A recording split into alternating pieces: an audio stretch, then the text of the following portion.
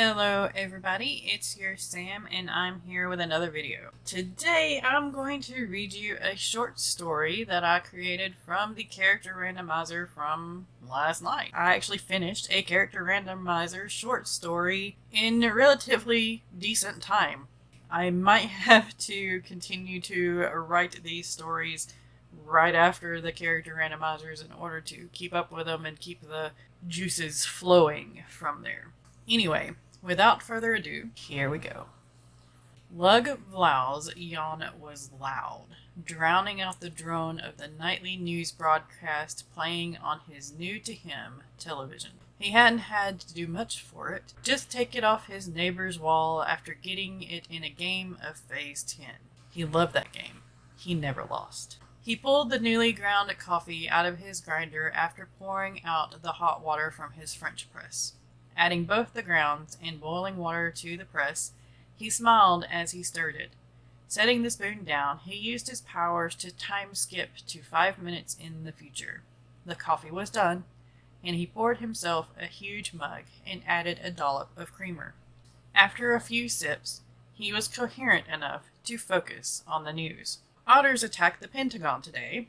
The furry beasts, who are often seen as adorably smart creatures, were fitted out like an army ranger as they blasted their way through Pentagon security with various, is this right? He watched the nightly anchor look off the camera to his left. After another sip of his coffee, the anchor continued, doubt lacing his voice. With glitter and t-shirt guns. Yes, that's what the report says. Here is video footage of the ordeal that has been released by our government. Lug nearly choked on his coffee as the screen popped up with a large sea otter taking out an officer by blasting him with a t-shirt at point-blank range, and then another with a face full of glitter. The pops from the television had him jumping time intervals at random. 5 seconds back so he could hear the pops again. 2 minutes ahead so he could see a slow-mo version of two otters sliding between the legs of officers and shooting t-shirts and glitter bombs into their balls. Those pops sent him back 1 minute and 10 seconds so he could see a penguin and a glitter tank shooting out the cameras. That pop sent him forward 5 minutes. In the short interims, he managed to grab his remote to hit the mute button. Coffee was everywhere, all over his gray couch and cream throw pillows, his shirt, his pajama pants, even his fuzzy polar bear slippers had coffee droplets and one large splash over them. Lug did not know where his coffee mug went until it fell on his head. Cursing under his breath, he watched the captions and rubbed the bludgeoning knot on his head. Otters and penguins were squeaking and growling their way through the D.C. metropolitan area, while an army of them set guard over the Pentagon. No one was sure what they were doing in the building. The anchor couldn't wipe the look of utter disbelief off his face, and he stammered that he'd be back after a short commercial break. Sources say there have been no demands from the otters or penguins, nor has any data leaks or anything of note come out of the Pentagon since the creatures took it, the captions read when the anchor came back on the screen. In the right corner of the screen was a deadly-looking otter holding a t-shirt gun in one paw and a glitter gun in the other, while wearing a form-fitting bulletproof vest and two big military helmets. Beside the otter was an emperor penguin in a camouflage jacket with glitter bombs pinned all over it. Did it change to a joke channel?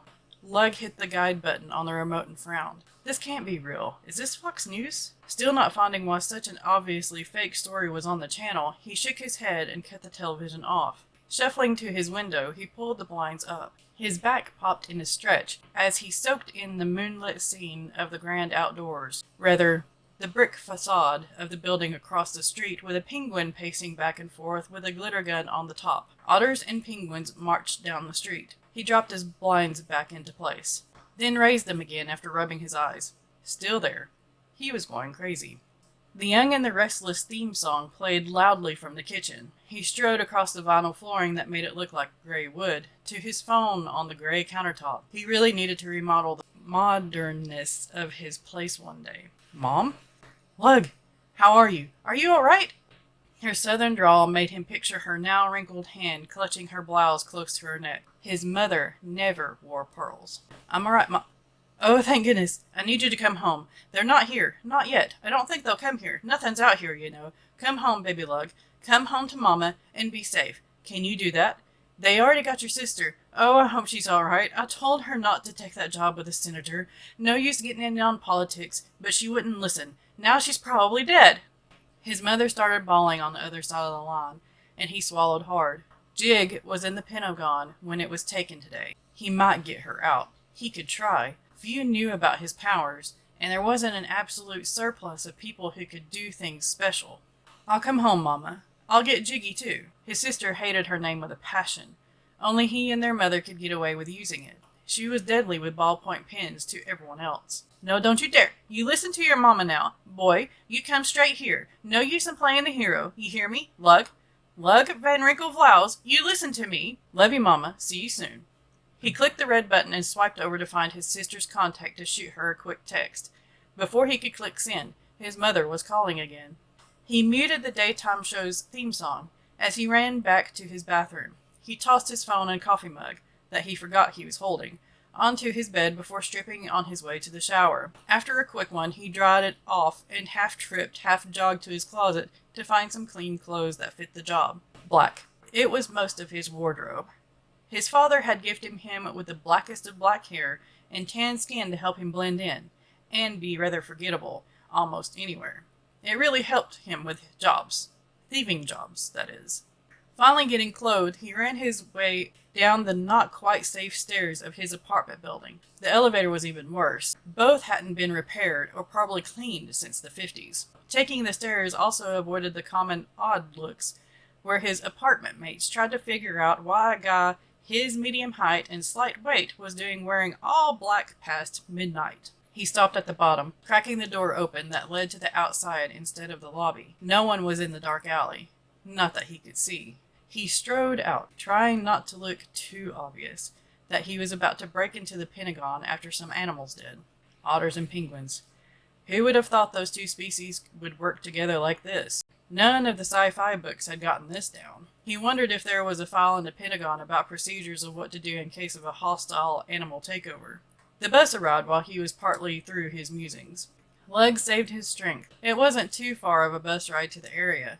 Not that one could go right up to the Pentagon, even on a good day. So he stepped off, stared at it through the fence, and the sea of creatures setting up camp. His body shuddered at the amount of glitter in those flippers and paws. Lug slid his sunglasses into place, and the brightly lit nighttime gave way to the dark of a country night without a moon. They were especially made for him, thanks to a cousin in the lens-making industry. It turned even the brightest shimmer to a dull gray. The only thing about them was, it turned darker, like lakes of a night and the shadows of a pier, so he could easily misstep while walking with a girl on a date, and she had a glittery top on. He hadn't seen her again. At least the lake washed off whatever glitter had gotten stuck to him off of her shirt. Swimming with clothes on with her had not been the idea, nor hers. He'd learned at the ripe age of 3 that any type of glitter from his sister's toys set him to frantically time-skipping here and there until it disappeared. Glitter never disappeared. Disco balls were also the worst, but not half as bad as glitter. Lug strolled around the perimeter, looking for the clearest path in. Oddly enough, the road right up to the front door was it. Taking a deep breath, he readied himself. One wrong time skip, and it could mean he would be in the skipping hell for the rest of his life until he exploded or passed out. He hadn't tested himself on how many times he could skip from popping noises or glitter hell. 5 minutes at a time with each step was a specialty of his. He could pull off 12 of those skips in a row. With his short legs, he hoped it would be enough. Lug started running and skipped with each stride. About halfway down the green in the middle of the main road, he was pretty sure he stepped on an otter tail. Luckily, the animal was still glaring around wildly, trying to figure out which of their comrades had dared to step on their tail. Into the shadow of the door he went, and stayed there. He looked around, waiting for an animal to pop him in the head with some sort of ridiculous weapon that shouldn't have taken out anyone. At least no one had been killed? His sister still had to be alive, unless they were drowning the humans somewhere, as both species were excellent swimmers. Oh, he let out, then hid behind a column. 2 huge otters were striding down the hall.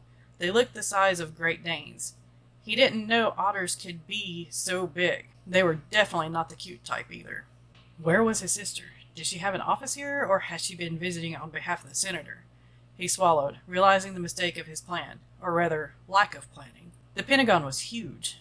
He pulled out his phone after the coast was clear of the huge otters.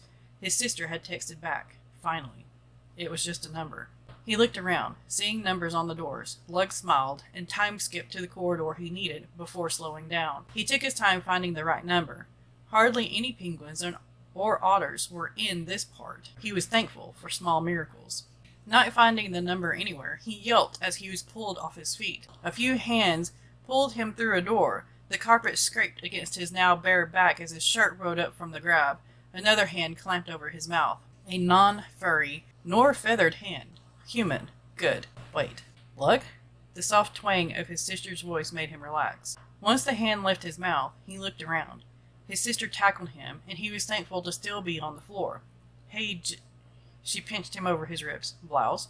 It was weird saying his last name, but he assumed that's what everyone here called her. That's what everyone had to call her through high school and college. What are you doing here? She asked, holding him at arm's length. Came to see if I could get you out. He lifted a shoulder as she rolled her eyes. Boy, you're out of your damn mind. Jig put her hands on her hips. The tone made it through, even in a whisper. Mama's called me 100 times now. Yeah, me too.